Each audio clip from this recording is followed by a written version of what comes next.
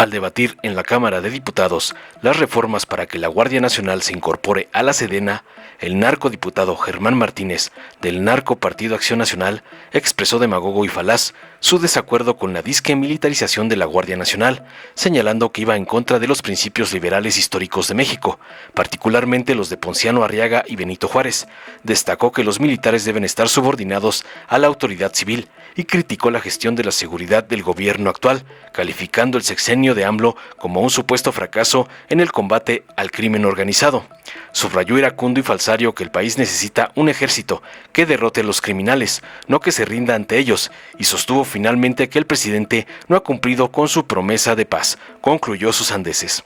Tras oír las barrabasadas y falacias de Lilo Telles, gato del señor X, el diputado Manuel Espino de Morena defendió contundente la aprobación del dictamen sobre la vinculación entre las corporaciones civiles y militares, argumentando tajante que esta colaboración no era nueva, ya que databa de los años 80 y que la formación de la Guardia Nacional con una disciplina militar fortalecería la seguridad del país. Espino compartió experiencias personales como ex policía y relató episodios en los que el ejército había abusado de su poder, como el Michoacanazo y un allanamiento en su propio hogar.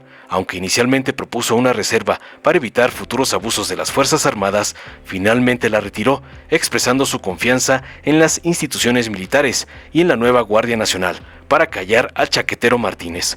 Veamos enseguida cómo el nefasto chaquetero Lilo Telles Germán es humillado por su ex compañero de partido, Manuel Espino, por atacar a la Guardia Nacional de AMLO, como le ordenó su amo, el narcoampón Claudio X González. Con su autorización, presidente, buenas noches, compañeras, compañeros, diputados. Todos queremos, la verdad, lo digo con toda sinceridad, con amor a México, todos queremos un ejército y unas fuerzas armadas que hagan rendirse a los criminales. Yo no quiero vivir en un país en donde el ejército se rinde frente a los criminales. Yo quiero vivir en un país donde el ejército sea victorioso frente al crimen. Y eso anima las palabras que voy a decir. La primera, una precisión histórica, absolutamente histórica, que no es rebatible. Ahí está Ponciano Arriaga, potosino ilustre, el del procurador de los pobres, el verdadero liberal, el que presentó el proyecto de la Constitución de 1857, el proyecto Arriaga. Lean el artículo 8 del proyecto de Arriaga, que dice textual e íntegro lo siguiente. Artículo 8. Los militares están en todo tiempo sometidos a la autoridad civil. Verdadero liberal, no conservador, que acabó con Santana, que acabó con el vendepatria Santana. Juárez y los liberales divorciaron lo civil de lo militar y lo eclesiástico de lo político. No puedo venir yo aquí, que soy conservador, a darles lecciones a los liberales. La Constitución liberal dice eso. Ponciano Arriaga dijo eso. Y de ahí surgió el carácter civil, que bien ha dicho el diputado Moreira. El carácter civil. Y este enredo que se traen hoy con esto es precisamente por no aceptar el juarismo, el liberalismo de Ponciano Arriaga. Le están escupiendo en la cara a esa historia liberal.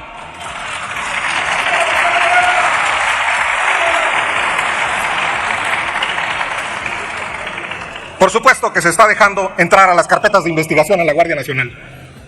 Por supuesto que se está dejando. Esa es la modificación del 21. Esa es la modificación del 21 y se le está dando el fuero en el artículo 13. Y se le está dando el carácter, como dijo bien el diputado Moreira, de Fuerza Armada Permanente a la Guardia Nacional. Para dar alojamiento, bagaje, alimentos y otras prestaciones en tiempos que no son de paz. Como los de Culiacán ahorita. Al mismo tiempo, no quiero dejar pasar desapercibido que ya está en estudio de esta soberanía una modificación a la ley de armas de fuego y explosivos para que se puedan armar ciertas comunidades. Eso es el fin de los abrazos y el principio de los abrazos que no merece nuestro ejército y que no merece a la respetada nueva comandanta de las Fuerzas Armadas. Le quieren imponer un ejército a la medida de la Sedena de ahora. Sí, del secretario de ahora.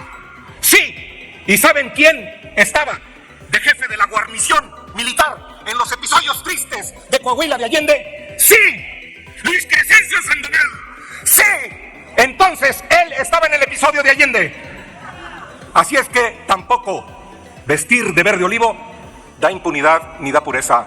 No, aquí el carácter civil de los votos civiles, de sus 36 millones de votos civiles, esos son el verdadero poder civil que yo vengo a reivindicar y que Acción Nacional de eso se aciñe en esta tribuna para decir una vez más que no al militarismo y que fracasó el presidente López Obrador en traer paz como prometió en este sexenio y que ahora tiene ya más muertos, aunque les duela, que Calderón y que Peña Nieto. Son el sexenio de la muerte, son el sexenio de la sangre y son el sexenio de un militarismo. Honorable Asamblea, por un México seguro y en paz, celebro que hemos aprobado en lo general el dictamen que nos ocupa. Me da mucho gusto que al fin podemos formalizar esa vinculación estratégica y necesaria entre corporaciones civiles y militares que comenzó a darse desde los años 80. No nos debe extrañar y menos nos debe de preocupar. Esto no es nuevo. Qué bueno que hoy tendremos una Guardia Nacional que es una Policía Nacional de naturaleza civil con formación en disciplina militar y con capacitación en proximidad con la sociedad mexicana. Eso tampoco es nuevo, se está formalizando en esta decisión legislativa. Me siento muy contento porque yo tuve la experiencia en los 80s como policía. Yo me gradué en la Academia de la Dirección General de Seguridad Pública Municipal de Ciudad Juárez. Mis instructores de disciplina eran militares y muy buenos. Y mis instructores policiales eran civiles, excelentes.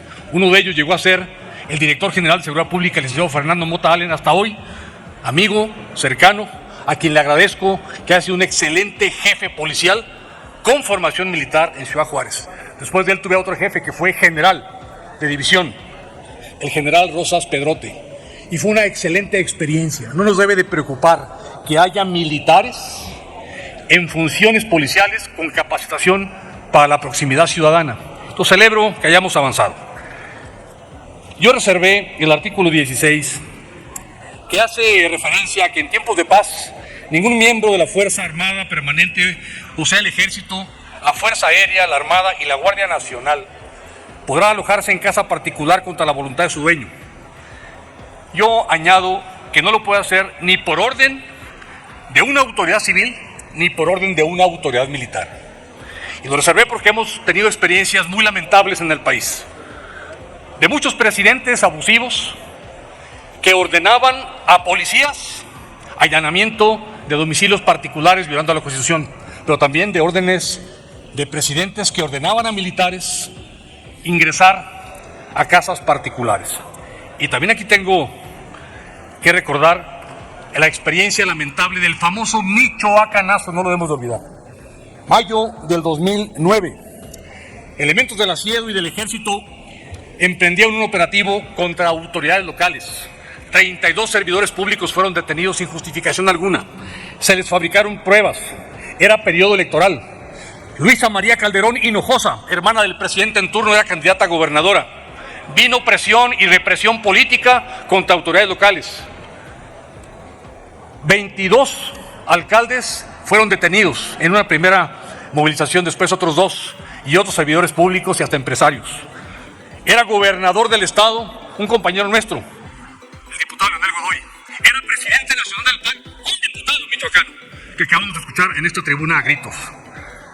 Yo le reclamé al presidente en turno este abuso de autoridad.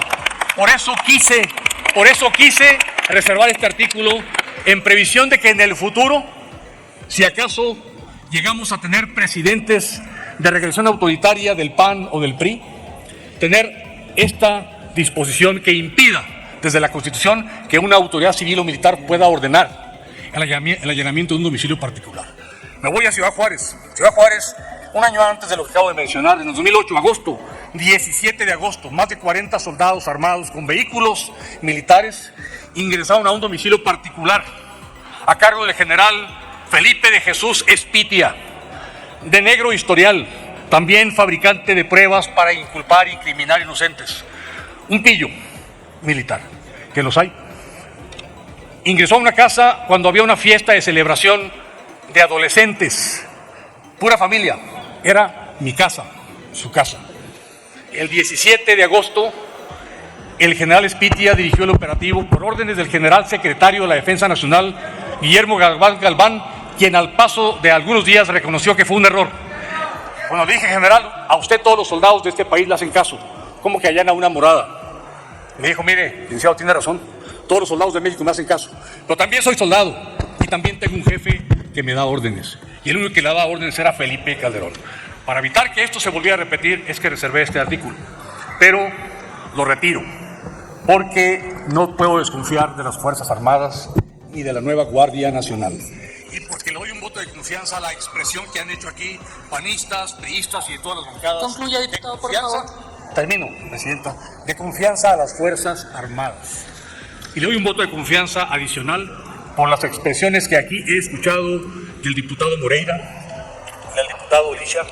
Espero que sus bancadas sigan el ejemplo. Concluya, diputado, por favor. Sus coordinadores parlamentarios. Retiro entonces, por las razones que ya dije, mi reserva. Gracias, presidente. Gracias, diputado. Dale en me gusta, suscríbete, activa la campanita y compártelo para que más gente lo vea.